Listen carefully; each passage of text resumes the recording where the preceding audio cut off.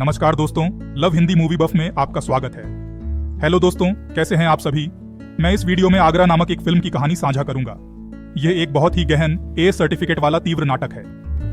तो चलिए इतना गंभीर न होकर अपना मूड खराब न करें, बस हल्के फुल्के अंदाज में थोड़े मनोरंजन के साथ चलते हैं। चलिए शुरू करते हैं love Hindi movie buff show. अगर आप इसे खोलें तो यह आगरा है, भारत के सबसे भीड़ भाड़ वाले शहरों में से एक। उस शहर में एक घर है जिसका नाम है बीसी कलावनाथ। उस मकान की छत पर एक अच्छा खासा हिस्सा है और छत पर 10 फीट की खुली जगह है। छत की यह खुली जगह हमारी कहानी में अहम है, तो इसे याद रखें, बाद में इस पर बात करेंगे। अब घर के बाद घर के परिवार के बारे में जानना चाहिए। एक अजीब परिवार जो फिल्मी लगता है। जब इस परिवार को बड़ा मोड़ मिलता है, यह है बेटा कुटुंबराव। उसे देखकर आपको तालियां बजाने का मन करेगा, क्योंकि वो बीसी कलावनाथ के घर में दो परिवार पाल रहा है। नीचे बड़ा घर और ऊपर छोटा घर। पहली पत्नी नीचे वाली है, दूसरी पत्नी ऊपर वाली है, और वो घर जहां दोनों परिवार एक ही जगह रह रहे हैं। आप समझ सकते हैं कि यह कितना उलझा हुआ है। ऐसे परिवार का सिर्फ एक ही वारिस होता है। अगर यह परिवार झुंड है तो वो उससे भी बड़ा उम्मीदवार है। उसका नाम गुरु है। वो 24 साल का है। वो एक कॉल सेंटर में काम करता है। एक शब्द में कहूं तो वो चलती फिरती व्याग्रा फैक्ट्री है। उसका जन्म चित्तकार्थ में हुआ था। जब से मूंछें आई हैं, वो एक लक्ष्य के लिए लगातार लड़ रहा है। वो हमेशा लड़ता है, गुस्से में रहता है, निराश रहता है। वो लक्ष्य क्या है? एक लड़की, बस एक लड़की। पर घर की हालत से वो बचपन से ही मानसिक रूप से परेशान है।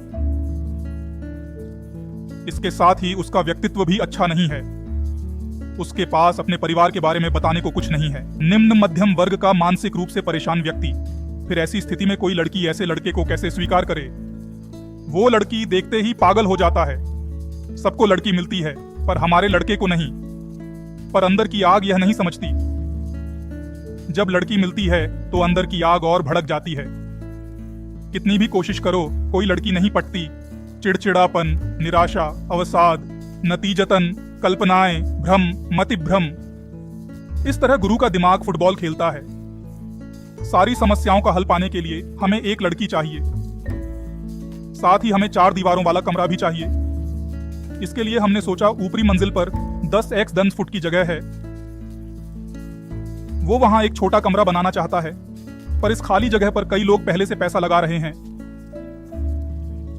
कुटुंबराव की बड़ी बीवी वहां बहन की बेटी छवि के साथ दंत क्लिनिक खोलना चाहती है। छोटी बीवी इसे बगीचे की तरह इस्तेमाल करना चाहती है। अब वो शादी करके वहां कमरा बनाना चाहता है। इसके साथ उस 10x10 फीट जगह के लिए उसके घर में रोज तंग पंचायत होती है। अगर इसे छोड़ दें तो गुरु के कॉल सेंटर में माला नाम की एक लड़की है। जैसा मैंने कहा, हमारे मन में कई कल्पनाएं और भ्रम होते हैं। उनमें से माला भी एक है। जैसे कि वह उससे प्यार करती है। जब भी मूड होता है, वह उसके साथ पागलपन की कल्पना करता है।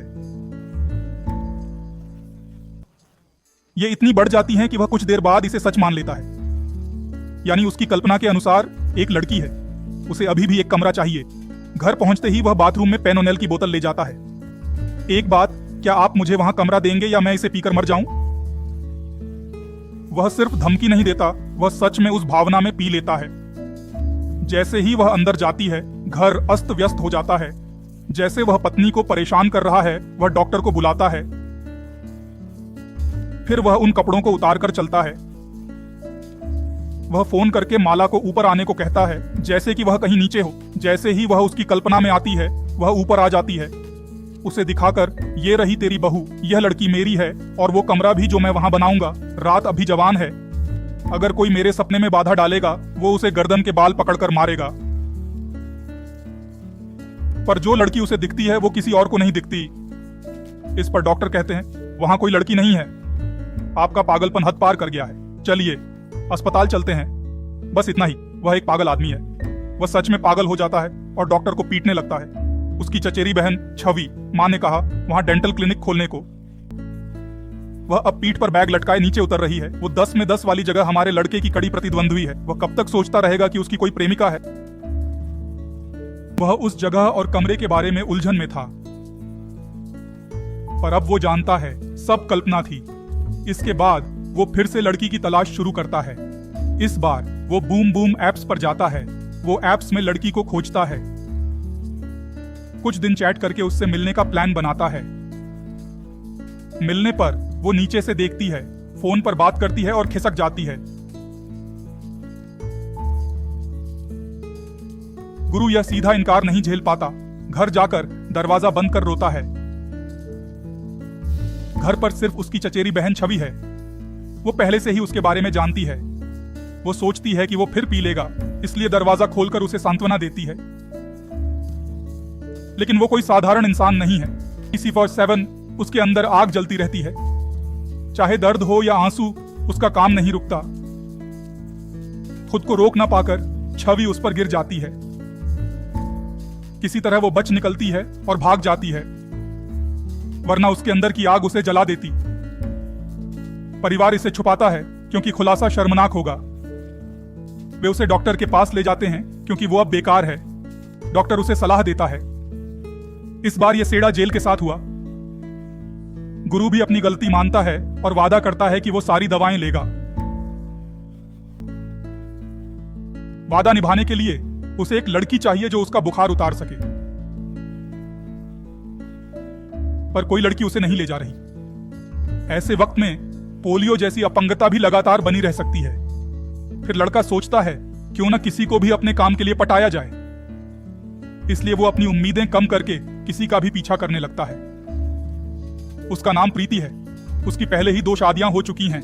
पहला पति मर गया और दूसरा छोड़ गया। वो छोटे घर में रहती है और वहीं इंटरनेट कैफे चलाती है, पर वो घर भी कोर्ट केस में है और जल्द ही छिन जाएगा। मतलब वो सड़क पार करने को तैयार है। ऐसे में वो कारू के पते पर आता है।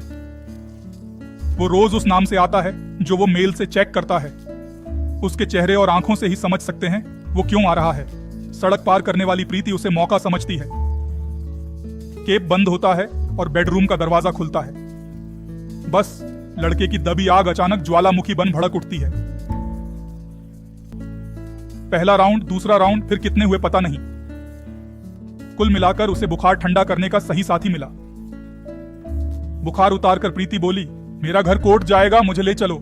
इस पर हमारा लड़का प्रीति को घर ले जाता है। सबको दिखाकर बहू कहती है, यह मेरा कमरा है, वो साफ करेगा। तब तक छवि ने दंत क्लिनिक खोलने का काम शुरू कर दिया था। इसके साथ ही फिर से युद्ध छिड़ जाता है। हर किसी को उस जगह की जरूरत है। यह एक अनंत कहानी है। तो हमारे लड़के को वो मिलता है जो वह चाहता था। इससे निराशा भ्रम दूर होते हैं और थोड़ा मानसिक संतुलन आता है। इसके साथ ही एक विचार भी आता है, वह यमुना तीर जैसे लोगों को जलाकर सबक सिखाएगा। फिर पिता प्रीति के घर के कागजात लेकर बिल्डर से मिलते हैं। वह एक घर तोड़कर उसकी जगह 5 मंजिला इमारत बनवाता है।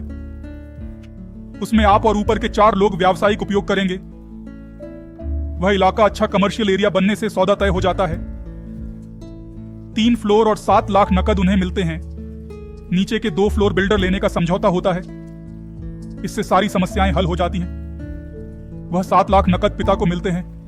1 फ्लोर छवि और उसकी मां के डेंटल क्लिनिक के लिए है। दूसरा फ्लोर उसके पिता और दादी के लिए है। तीसरा फ्लोर हमारे लड़के के लिए है जो कमरे के लिए तरसता था। उसे पूरा फ्लोर मिल गया। और क्या चाहिए, प्रीति की शादी हो जाती है और सुबह लड़का गर्म बदन में गिरता है। इसी के साथ फिल्म खत्म हो जाती है। तो दोस्तों, यही थी पूरी कहानी। मुझे उम्मीद है कि आपको ये पसंद आई होगी। अगर पसंद आई हो तो कृपया लाइक करें। अगर अच्छी लगी तो कमेंट भी करें। हो सके तो सब्सक्राइब करें और बेल आइकन दबाएं। हम फिर मिलेंगे एक और रोचक वीडियो के साथ। तब तक के लिए अलविदा।